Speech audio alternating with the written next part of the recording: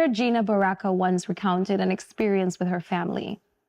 When I was in my early 30s and appeared on CNN, Oprah, 2020, and Entertainment Tonight, my loved ones didn't say, "Good job."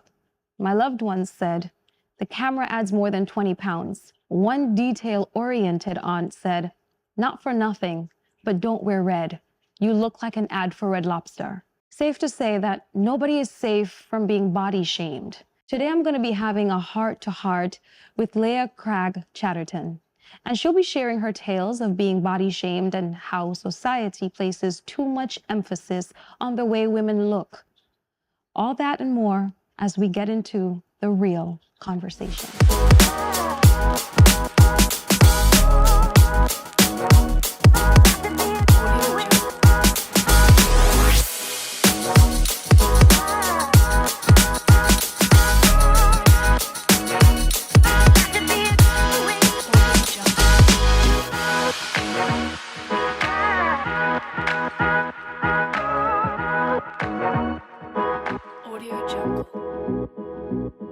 Hi, so today I'm sitting here with the lovely Leah, and we are going to be discussing the topic of body shaming. This is a topic that I'm sure is no stranger to so many of us, and I can't just say women because this is not something that's gender specific. Too fat, too skinny, too tall, too short, it's always something. Tell me what your experience with body shaming has been like. I think in general, thank you for having me. You're welcome. You look lovely, by the way. Thank you, so do you. I haven't seen you in so long. Last time I saw you, I think you were winning Miss Talented Teen or Miss Caribbean Talented Teen. So old. I'm older, so shh, it's okay. Anyways, body shaming. You summed it up pretty well. It's too much. And for years, from time immemorial, you've had society, somebody, typically led by a man, telling people in general that they were either, like you said, too fat, too skinny, too tall, too black, too white, too anything, too much in general. And it has really, because in the Caribbean, we don't treat with mental health the same way that other places do, like the US, Europe. We carry this with us to the point where it's innate. We don't even realize we're doing it. So you would go to your granny's house and the first thing your granny say, "Hey, fatty." She thinks nothing of it. They normalize it. Right. And when you bring it up and you raise it, because this is something I do across the board, not just for me. So if somebody sees you and tell you, "You sprawl out, you're getting big," I go on the attack for you. And then they tell me, "Oh, you're too sensitive. We don't mean anything by it." And I say, "You don't mean anything by it, but how would I take it? Maybe I'm struggling already with my image, and you come and you add that to my doubt, make it certain. So now I wondered if I was too fat. I wondered if I was too ugly, too black, too whatever. And you've now concretized that and solidified it for me. And given you more to have to internalize. Correct. So what I always tell people is, find a different way. Somebody's body weight, somebody's body should be off limits. I will share a story with you.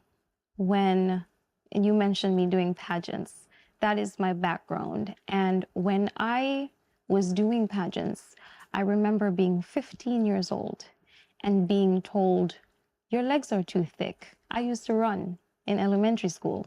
So I was being told, "Your legs are too thick. They don't look model-esque enough. They're not slim enough. When she walks, I can see the muscle definition on her thighs, and that's not sexy," at 15 years old.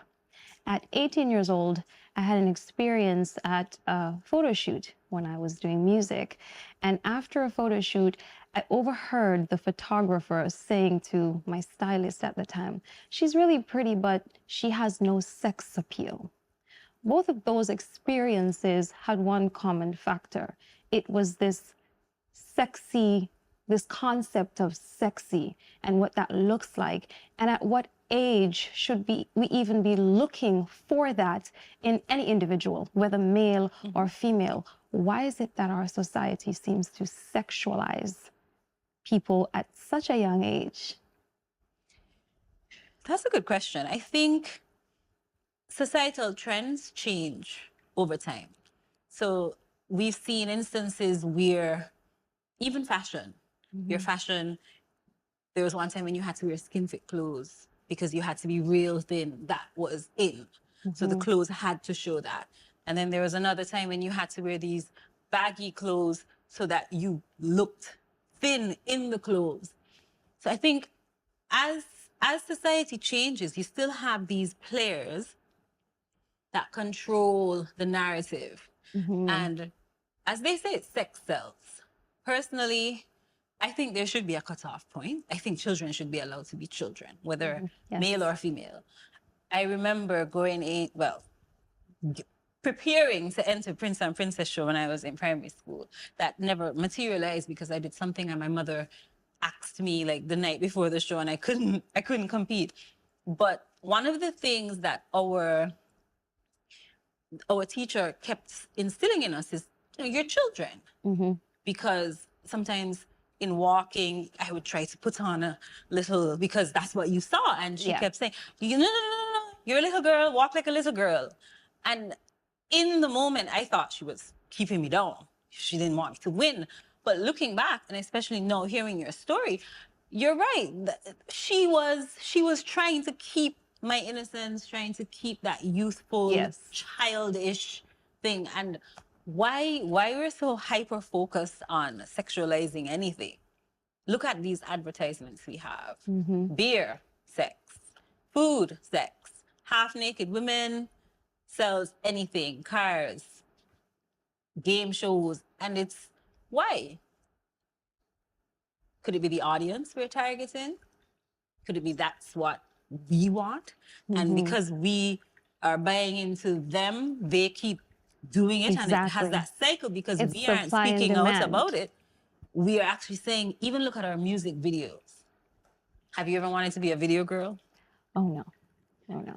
That was one of my deterrences from music, in all honesty. I mean, it wasn't the only reason, but it created a certain landscape for me because I was being, at such a young age, put in this arena to have to be compared to someone else. And because what they were doing was working, because that selling of a sexual appearance was working, then that was what I was supposed to conform to. And I don't think that people realize how they fracture children's concepts of confidence, their foundation when it comes to stability, the way they look at themselves and the way that they internalize things and the way that they look at the outside world. Because I took it upon myself after that statement was made to go out of my way for a period in my life. I wanted to start dressing a certain way, looking a certain way, until I looked inside myself. And I realized two things. Number one, sexiness had nothing to do with what I wore. It had nothing to do with my face, my hair. It's a feeling, it's a vibe. It's just a way about you. And the second thing was I had to accept that I was young, and that is something that I'm going to grow into. And it's something that I can hold back. It's something that I can display. It's something that I control. So if I'm not displaying sex appeal to you, maybe I'm not trying to sexually appeal to you. So in your nail on the head. In your personal experience, what has been one of the most traumatizing experiences with body shaming? Some of my friends, even my family, we laugh now at our age, and we say, and we look back on the times we thought we were fat, we were like, we want to get back there. And we thought we were fat then, so we were body shaming ourselves then. 50 pounds later. I remember in university, I had this friend, I always speak about her. She was my first friend at university, Dominican, thick set, beautiful, gorgeous. I mean, when I saw her after she stopped crying, I was like, wow, I've never seen anybody so beautiful. She had these like pretty green, gray eyes, flawless skin. Yes, she was heavy, but just the most Beautiful. beautiful smile ever. She was always just so happy. And then maybe once or twice, somebody commented on her weight. Just rolled off her back. She didn't care. And I just thought, okay, well, she must be happy with herself. I wasn't. I didn't realize I wasn't until one time I was talking to her about dieting, and she was like, what are you talking about? You're such a small. I'm like, yeah, I'm a big girl. I was 120 at Wow. 5'3". I was, yeah. Wow. But I used to be like, oh, I'm a big girl, I'm a big girl, I'm a big girl. And I felt huge. And she was the one that put it into perspective to me. She showed me a picture of us standing side by side. And she said, do you see you? Do you see me? Do you see our other friend? And I was like, yeah. She's like, we are big. You are not. Like, literally, so she's talking to me. We're like 20, 21. And I was like, oh. But looking in the mirror, I didn't see that little... What they saw. Yeah, I didn't see the travel size. I'm using that term now. I didn't see the travel size, petite, little person. I saw this gigantic, overweight, had to be real thin, needed to have the long swan neck in order to be beautiful. To the point where even in my relationships, and even before getting into relationships, when people were courting me and they would tell me, you're so pretty, I'd be like, what? Me? Are you sure? And men immediately treat you differently once they realize you don't have that confidence.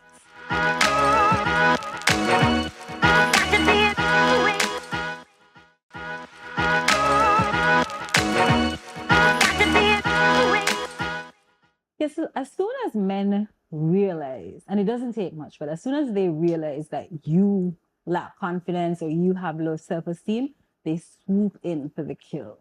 And it's not all men. In my experience, some men really, they're genuine, they care, and they try to prop you up. But they're those ones. And I can tell you this has been a recurring theme in my life, sadly. And it took me a while to realize what was happening and realize that the problem was me. And you know, we like to say men ain't this, men ain't that, men are dogs. I mean, they are, don't get me wrong. But a lot of the times is because of us and that energy we give off and the way we interact with them that lets them treat us that way. So long story short, as soon as you give off that you feel less than, they use that and they manipulate you immediately. So then they know that because your self-esteem is lower, because you feel like you don't deserve them because you're not as pretty as this girl, you're not as slim as that girl, it's like they're the prize. They know that and they act like that. So then you now have to, instead of them working for you to get your attention, your affection, you have to turn around and work for them. And anybody who will do that, male or female, they're not worth it. And it took me too many men that to realize that. And now I'm just, if I'm too much, go find less. Well, I can't say that all men are dogs. Not all. But I definitely do agree that some people are more drawn to the energy of other people. But it starts with us. It does. Because if I'm giving off an aura of desperation, I'm so incapable of loving myself that I'm putting it out there into the world for a man to see that. Is it really that he's taking advantage, or is he simply going, well, this is less effort for me? Because that's a good some point. people simply like to work less. They like to work smarter, not harder.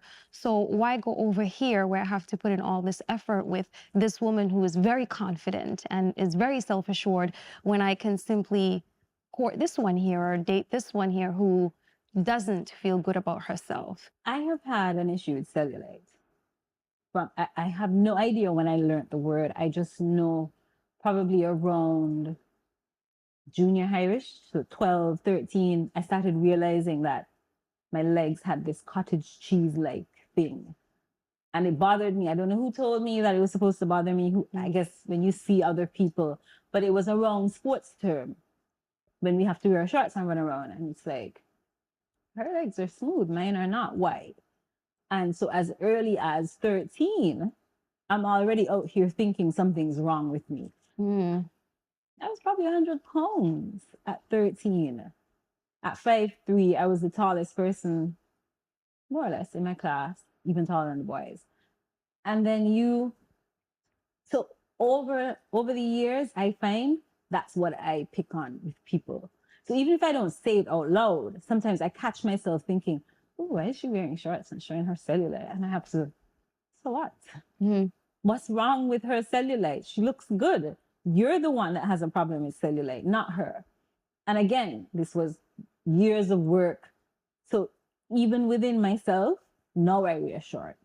I'm not 100% comfortable with it, but it's been a journey over time. Something that I had to say, whether or not this is how I want to look, this is how I look. And I have to accept that. Oprah's hair always looked fabulous. And so when I got to relax my hair as an adult, I thought, as a Black woman like Oprah, my hair would look like that. So I did this and I did that. I put the curlers, I did the rods, And one time I lamented to my hairdresser. I was like, I don't understand. Oprah's hair is always so big and her curls are perfect. My hairdresser said, you know those are wigs, right? I was like, what? I felt betrayed, right? And I'm out here taking hair vitamins, drinking water, telling her, try this, putting this product. And Oprah's out here wearing wigs, looking fabulous, but wearing wigs. And because we don't know these things, we're killing up ourselves. So back to these Instagram girls. I don't knock them. They're great at what they do, but the pictures are heavily photoshopped. They are heavily staged. And there are some of them that I must give them credit. They show you how they can put their bodies in the angles, and they show you how they are relaxed. They show you how they are in a regular pose and how they get that chiseled six-pack, whatever. What I say is, if the six-pack wasn't under there in the first place, you couldn't bring it out. But at the same time, I'm glad that they're doing it, because we then think that that's how we're supposed to look in our everyday relaxed state. I don't mind that. I don't mind the dressing up and wanting to make yourself more beautified on the outside. What I have a problem with is responsibility. Because with certain levels of power and authority, naturally comes responsibility, whether those responsible wish to own that responsibility or not. I work with young girls. I work with orphanages and foundations. And when I hear the stories of some of these young women, I had one young woman at 13 years old telling me how desperate she was to get to Brazil so that she could enlarge in her boobs and she could enlarge in her butt and all of these things, simply because of what she saw on Instagram. And in having to deal with these things, and you see the mental breakdown of young women, especially at such a young age, it saddens me deeply because of my own personal experiences. But to see how it's kind of taken over now. I recently took a photograph, and it was not taken with my phone, it was taken with a friend's phone. It took weeks for me to get that picture back. When I finally got it back, I noticed that there was a weird chunk of the picture that looked odd in my foot. And I went back I said, well, this looks weird. And then I said, wait a minute. She tried to remove a scar that I had on the front of my foot. To make the picture so perfect, she had to remove a scar from my foot and ended up like chopping out a chunk of my foot. That's why I noticed. But these are the things that we're doing. Why is it that these things that make up who we are? Every scar on our body tells a story. Every wrinkle on our face tells that we're alive, we're living, we show emotion. If I have laugh lines, it's because I laugh a lot. So I'm not trying to change that about myself. Why do you think we're so desperate to change the things that make us who we are, to conform to a society that is so fickle? Because the moment you catch up with what they're doing, they've already changed their mind and they're off to the next thing. So what do you think about that? A lot of it is the need to fit in. Mm-hmm. So society tells you that this is how you're supposed to be. This is the standard. And you feel that if you're there, then you can get all the other things. You can get the relationships. You can get the good treatment. Somebody I know calls it pretty privilege. I was back and forth on it, but I have seen it. Do you think that even that could be considered shaming, being put in a category of just getting privilege because of what you look like? I think so, because I didn't make myself. I mean, unless I went and got surgery and changed my face and did the whole Kardashian thing, and yeah. But if it's just me and I make myself presentable, and it's not my fault, I shouldn't get blamed. But likewise, somebody who that person doesn't feel is as appealing should not get lesser treatment.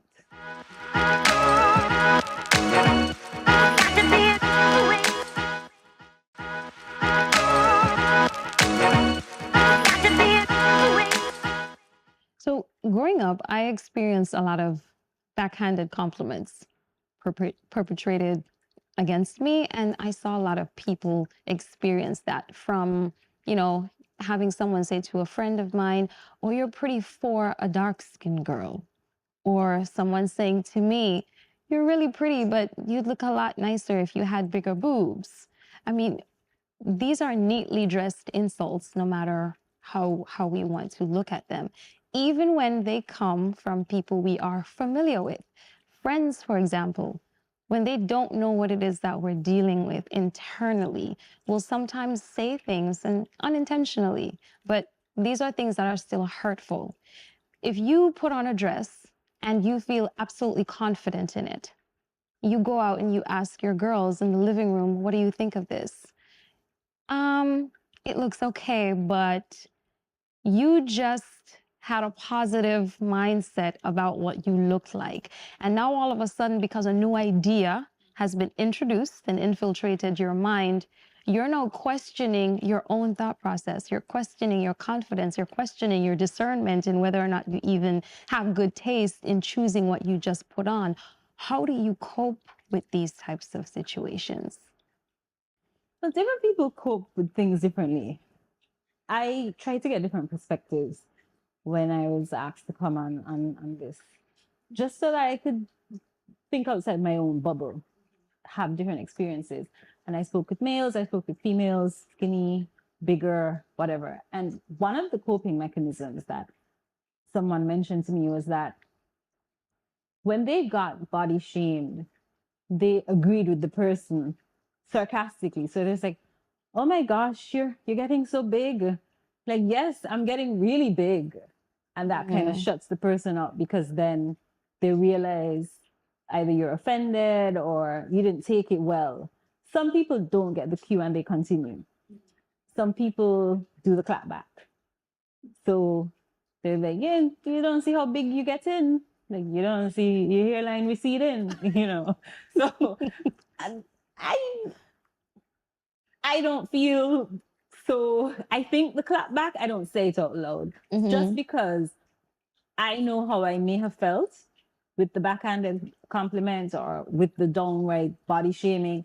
And even though I felt that way, I don't want to put that on that person, because I know how I felt. Yeah. I cope with food, me personally.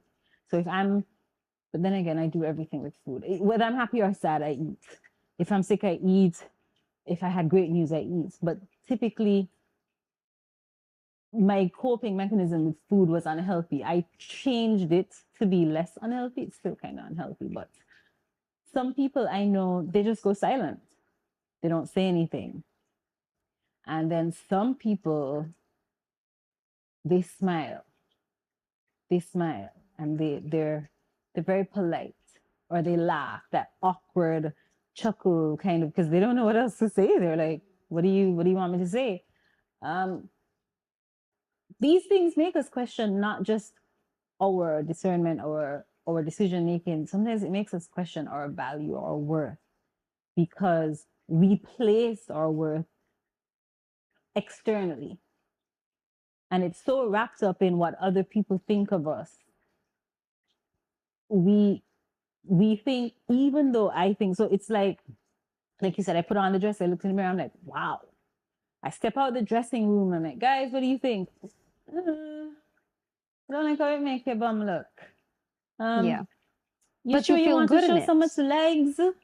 You know, and then right away, it's like they draw your attention to these things that you may have considered are flaws, but you thought were well accentuated in the dress. And no, like you say, you changed your mind. You're now wondering. Mm-hmm. There are some friends who are going to set you straight. And if it really does not complement your body in the best way it could, that's different. That is completely different. And I sometimes wonder when I see people out in public if they don't have any of those friends. But again, it's a thin line. Like you said, people have different things that they may That be they're going dealing through. with. So for me, sometimes you're having a really low day. Maybe not for anything particular, but I wake up, or maybe, and I hate to give men this ammunition, but maybe I'm on my period, right? And the older I've gotten, the more I've noticed my PMS. Mm-hmm. And unfortunately, that's just biology. Women, our hormones fluctuate daily as well as weekly. So at any given time of the day, our hormones are different. And at different stages, weekly, our hormone levels are different. That's just how it is.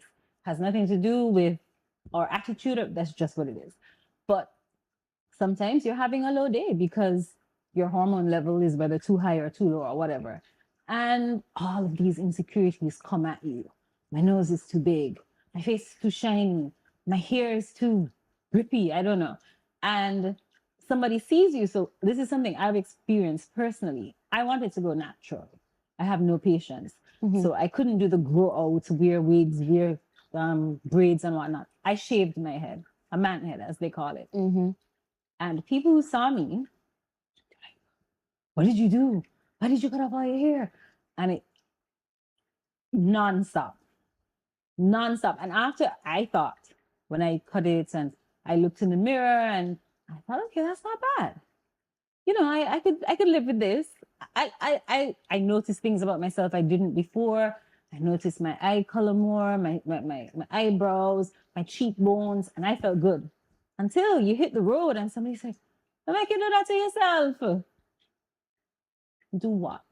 Why you cut off all your good hair? Your hair is your beauty. There's hair there.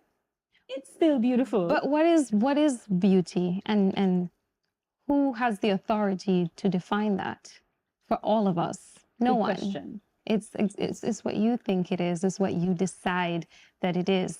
And the detriment to people thinking that they are entitled to pushing their concept and ideals of beauty onto another person is where this becomes dangerous. Mm-hmm. Because when you have little girls who are cutting themselves, when you have little girls who are looking in the mirror and seeing body fat where there is none, and so they're starving themselves.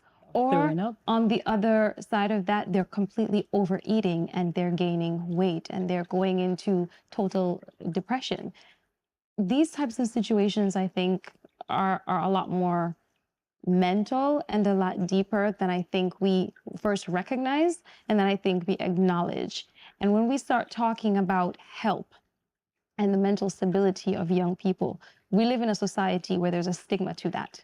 Mm-hmm. And no one wants to talk about this. No one wants to talk about the fact that sometimes people do need help. When it comes to body shaming, do you think that schools, healthcare, the healthcare system, even governments, do you think that more should be done when it comes to educating people, especially young people, on the harms of body shaming and the fact that we are all unique and we are all different and that there is no shame or blame in the way that you were made? Do you think that more should be done, or do we really just see this as an individual problem labeled by you're just too sensitive? I get that a lot, but you're sensitive. And I am sensitive. No issue there. But I think they have been efforts to rein it in. They've tried it from different angles. They've done the anti-bullying campaigns, because a lot of the bullying does center around body shaming. So that's a good angle. They've done the health efforts as well, moving more from a non-communicable disease where they're telling you the instance of diseases like diabetes and high blood pressure in our children are increasing. And when compared to children in other regions, they're actually higher because more and more now our children are eating more processed foods. And whereas when you and I were younger, we were outdoor more often. Now, with the advent of technology, we tend our children and us to spend more time sitting right where we are or lying in bed. So from that perspective, I think there is that push. However, they're not tying it in enough to the problem, the core, which is the body shaming. So telling me that I'm too big and I need to get in shape lacks empathy. And especially if I already feel that I'm too big and I need to get in shape. But why? I want to get in shape not because I'll be healthy, I'll have a better life, I'll enjoy my quality of life more. No. I want to be in shape because that's what the magazine said I should look like. Yes. That's what the doctor said I should be. My BMI should be less than X. I stopped speaking to one of my doctor friends for months because he told me my BMI meant I was obese. And I said, well, I'm not obese. I know I'm a little overweight. He said, no, based on your BMI, you're obese. And he kept repeating it. And I told him about his mother and I stopped speaking to him.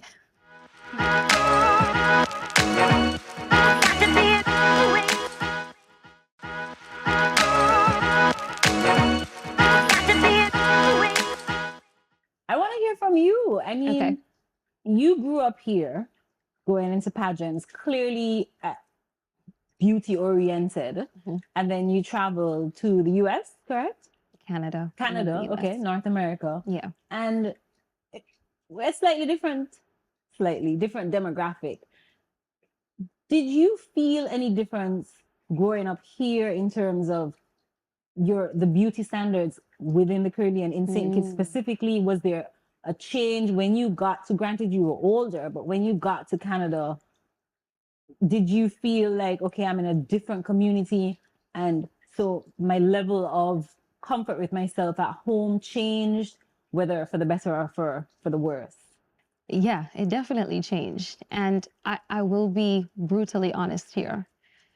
One of the biggest differences I realized with myself, I'm not going to put this on society, not all of it at least, but what I noticed with myself was I just naturally just eased into the comfort of myself. There were times when I would wake up and my hair wouldn't be combed, or I would go to the grocery store in my pajama pants and a sweater. I wouldn't do that here. And it's only as I got a little older, I started to analyze why. Why am I so much more comfortable in my bare, natural skin, in my bare, natural self? Why am I more in tune with my self-worth over there as opposed to here? And it came down to one simple thing. It's because when I was living here, I realized that there was so much focus being put on what you look like. There was so much emphasis being placed on that I felt like I naturally had a standard to uphold. I couldn't be caught, outside looking a certain way or acting a certain way. And it puts a lot of pressure on a person, especially at such a young age. And so once I left, it was like that pressure was lifted off me. Now, it didn't mean that I just stopped taking care of myself, because I assure you it was the opposite. I actually started focusing more on taking care of myself from the inside. I got heavy into self-care and skincare and things like that. I wanted to take care of my skin because I knew that I was going to age. It's a part of the human process, and it wasn't about evading that, but it was about getting there in the most graceful manner that I possibly could. I also realized that spiritually, I was more focused with that, whereas here, sadly, I just was not that focused on the spiritual aspect of who I was. There really wasn't a solid connection because everything was so superficial. Everything was very vanity oriented.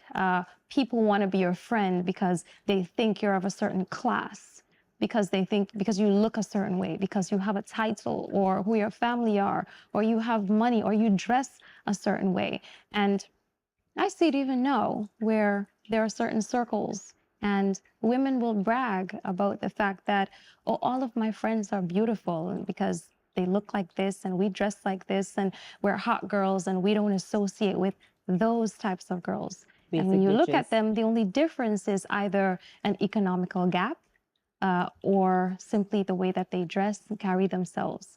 And so being away from that influence, being away from just having that negativity constantly being poured down on me, because everything I did was being scrutinized. I was in a band at one point, and I was a teenager, and I don't think it ever dawned on some people within their critique that I was still very much a child. So when I'm on stage performing and I'm wearing jeans and a shirt, and you're saying, well, why does she have on so much clothes? Or why isn't she dancing like Alison Hines and TC back then? Because I'm not Alison Hines. Much respect to them, but I am not Alison Hines. I am me. And I really only was able to step into my true self when I removed myself. I do believe that our environment has a lot to do with how we cope with things, who we become. Because when we're around, I don't necessarily believe birds of a feather flock together, but I believe that over time, we definitely do begin to become more like that which we surround ourselves around often enough. And so putting myself in a different place around different people, that helped me. And that's what I think I would say to young women here. Place yourself in environments and around people who are exhibiting the traits that you admire.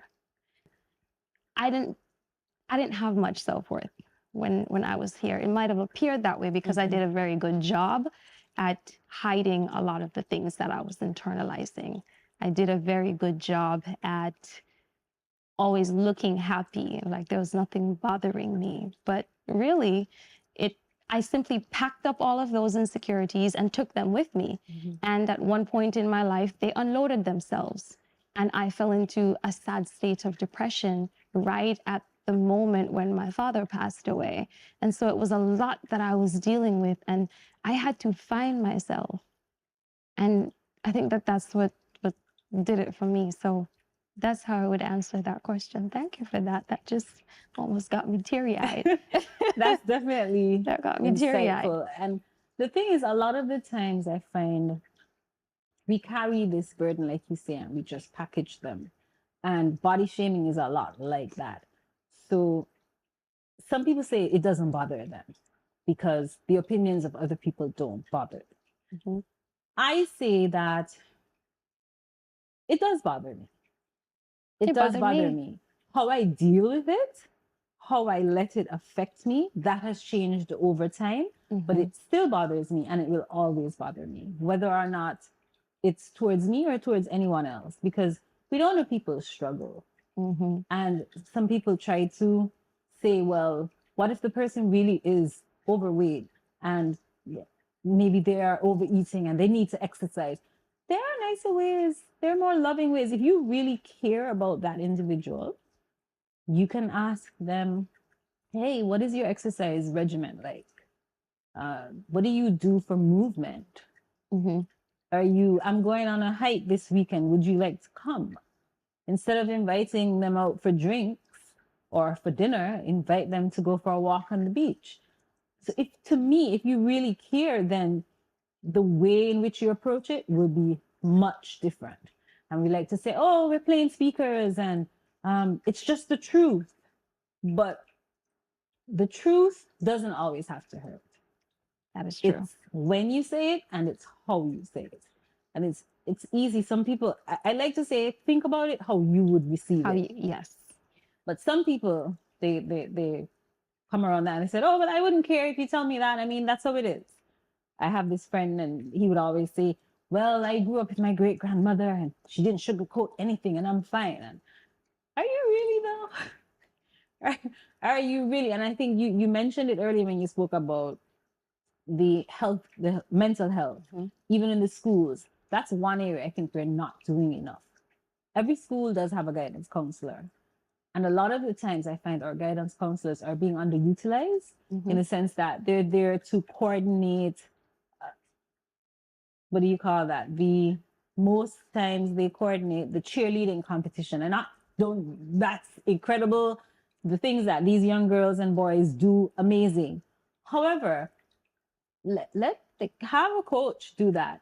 Let the people who studied mental health and therapy, let them talk to our children about the things that they're going through. Not just that, but engage the public as well. Get people more involved because there are people who can speak truth to specific topics. That's true. And they Because can they've lived relate to these young children And on the a certain parents. level as And well their as circle. parents. So get the entire community involved. If you had to tell a young girl right now watching this show, if you had to talk to her and tell her one thing because she is the victim of body shaming, what would you say to her? This is going to sound so cliche, but Or even a grown woman. anybody, I would say what my grandfather always told me. They can't take away what's in here, right? And that means whatever you put in here is yours. Nobody can taint that. You said it earlier, your looks may fade, your body may change, your mind, what you learn, and I'm not even talking about standard education. I'm just speaking about the good things that you embrace. And that what you put in is what comes out. And no matter how mean, how nasty, how dirty, how hurtful people get, don't be them. Don't be them. No, I have a little board up at home and I have one of my things on it now is that people are stupid, especially boys. Be kind anyways. So positive affirmations. Correct. Daily. I live by that. If we feed ourselves right, then we're going to be nourished by the right things. Yes. Focus on what makes you feel It's good about what we put and not in. what makes you feel good in the moment. What makes you, like, you need to really look at you and, yes, if I eat Burger King now, I feel great while I'm eating, but how do I feel after? If I exercise now, it hurts, but how do I feel after? How do I feel 2 weeks later with consistency? So focus on those things that make you feel good about yourself. And like you said, surround yourself with people who feed into that and take things in that feed into that. So if you're following this girl on there who's going to tell you you need to be snatched, you need to be BBL, delete her. Stop following her. She is basic. I am so proud of you for being here today. And nourish yourselves with positivity. Know your value, know your self-worth. You did not create yourself. And at the end of the day, it's like she said, it's about what's in here because all of this is going to fade. The external beauty is going to fade, but it's about who you are inside. It's about your heart. It's about how you treat people. These are the things to me that really define beauty. It's being able to sit there and command this level of respect, the way that people respond to you, not because of the way that you look, but because of how you treat people, because of how you treat yourself. Because in order to be kind to others, you first have to be kind to yourself. And when we know better, we should do better. Thank you so much for coming today. It has been wonderful talking to you on this topic. Thank you for having me. You are welcome. So quickly. You're welcome. Actress Gabrielle Union once said that you can love what you see in the mirror, but you can't self-esteem your way out of the way the world treats you. This reminds us that everyone is fighting an unseen battle, and that negative comments about how we look can do untold damage now and later. Let's keep the conversation going. You can find us here, and here. And remember to keep it respectful, yeah? Because when you know better, you do better. See you next time.